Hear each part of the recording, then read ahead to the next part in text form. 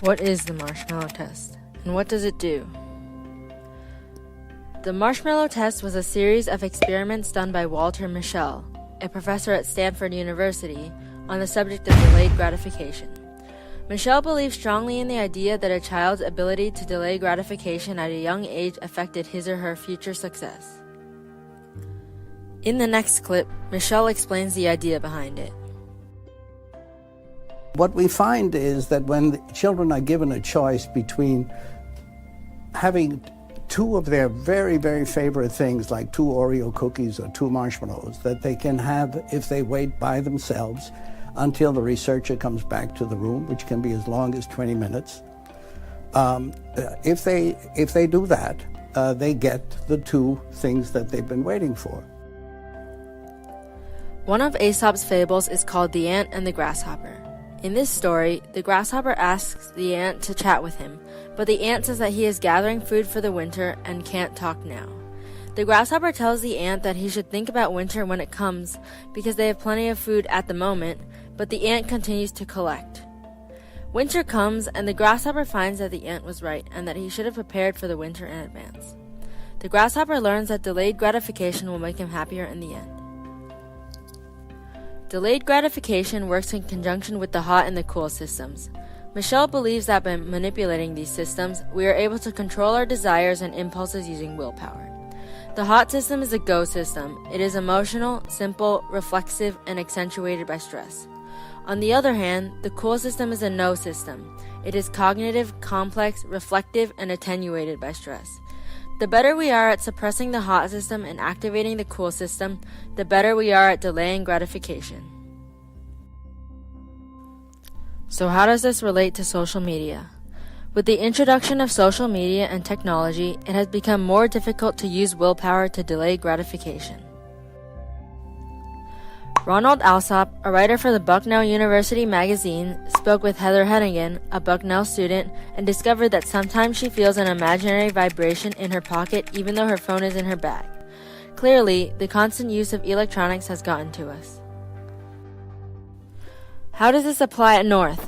How much spare time do students typically spend on the internet each day? Of 58 students surveyed, 7 spend less than 1 hour, 15 spend between 1 and 2 hours, 14 spend between 2 and 3 hours, 10 spend between 3 and 4 hours, and 12 spend more than 5 hours a day on the internet. 62% of students at our school spend more than 2 hours a day online not doing homework. The instant gratification that comes with using electronics has made it much easier to succumb to them. So what exactly is instant gratification? According to Neil Patel, a Forbes contributor, instant gratification is the desire to experience pleasure or fulfillment without delay or deferment. Basically, it's when you want it, and you want it now. Rachel Taylor, an Australian actress who plays Maggie Madsen in the original Transformers movie, has said, "We live in a world of instant gratification, the world of the quick fix. And quite often, the quick fix doesn't come with long-term success. Life is more about the journey, not the destination." There are so many different ways instant gratification has manifested itself in modern society. Verizon has created a rocket fuel speed that can download an HD movie in 2.2 minutes or upload 200 photos in 31 seconds. And if you want something even faster, they have a supersonic speed that can download the movie in 1.4 minutes and upload the photos in only 20 seconds. Like Verizon, Amazon is also discovering ways to speed things up. Amazon is finding more ways for products to reach homes faster, as they are currently developing Prime Air, which uses drones to deliver packages in under 30 minutes. Similar to both Amazon and Verizon, Google has created Google Glass, a pair of smart glasses that appear like regular glasses, but allow people to send messages hands-free. As Alsop states, the message people are receiving is that faster is always better. Although this speed and instant access can sometimes reap positive effects, increased media usage has negatively impacted the 21st century. Common Sense Media is a non-profit organization that provides information and support to families to promote safe technology and media for children. In a 2012 survey, they found that more than 70% of K-12 teachers believe that media hurts attention span, while 40% say that it affects critical thinking and the ability to engage. In addition, they discovered that 66% of teachers cited texting and 68% cited video games, both substantial parts of technology.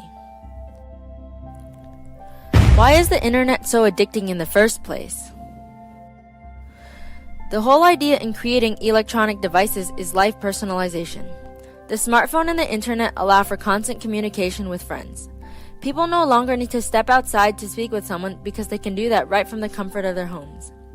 The internet also has a multitude of entertainment and shopping options to keep you busy, not just with mapping, but also with online shopping. With social media, a computer algorithm is designed to keep you distracted and on your phone. Recommended YouTube videos, the Instagram Explore page, as well as advertisements that pop up based on your preferences. How can you get anything done when there are so many distractions roaming around? In the chapter Cookies of the legendary children's series, Frog and Toad, Toad bakes some cookies that are so good that they just can't stop eating and must learn the lesson of willpower. "We must stop eating," cried Toad as he ate another. "Yes," said Frog, reaching for a cookie. "We need willpower." "What is willpower?" asked Toad. "Willpower is trying hard not to do something that you really want to do," said Frog. "You mean like trying not to eat all of these cookies?" asked Toad. "Right," said Frog. Just like the cookies, the internet is just one big obstacle on the path to success. In the end, Frog and Toad did the right thing by giving the cookies away to the birds to keep them from being tempted by the cookies later, and ultimately used their willpower in the right way.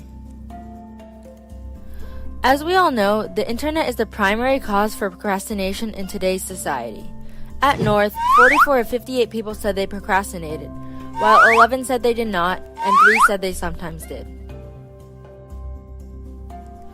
Of those 44 people, only 2 said they do not own smartphones. The correlation between social media and procrastination is obvious.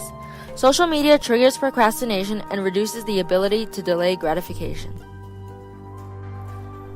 Harold Schweitzer, a professor of English at Bucknell University, noticed something about the reason technology was designed versus what it actually came to be. He says, "The promise of technology was that it would make us masters of time. It has, ironically, made us slaves of time." In what ways has technology cost us? How can we turn things around and use technology the way it was created? Lucky for you, technology has been improving in its purpose. This past May, at Google I/O, an annual tech conference in Mountain View, California, Google announced its new operating software, Android P. 2 functions that are new to Android P are called Wind Down and Shush. The wind down mode allows you to set a bedtime for your phone, and as it gets closer to that time, the screen of the phone will fade to gray as a reminder that it is time to put the phone down. Shush mode is activated when you flip your phone onto its face, turning on the Do Not Disturb mode so that you are not tempted to check it due to a notification. Both of these functions will help you delay gratification and get things done. But if you own an iPhone, you're out of luck. Hopefully Apple will design something similar in the future.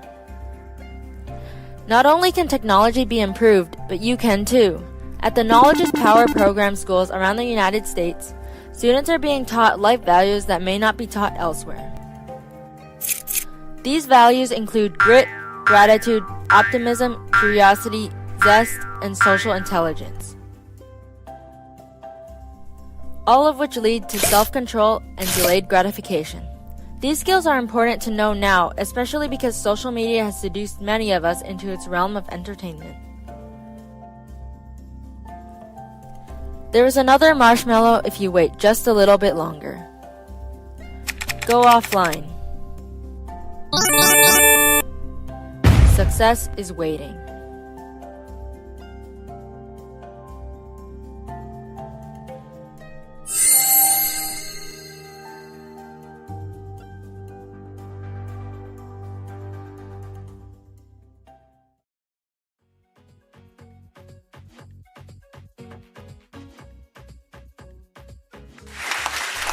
Thank you.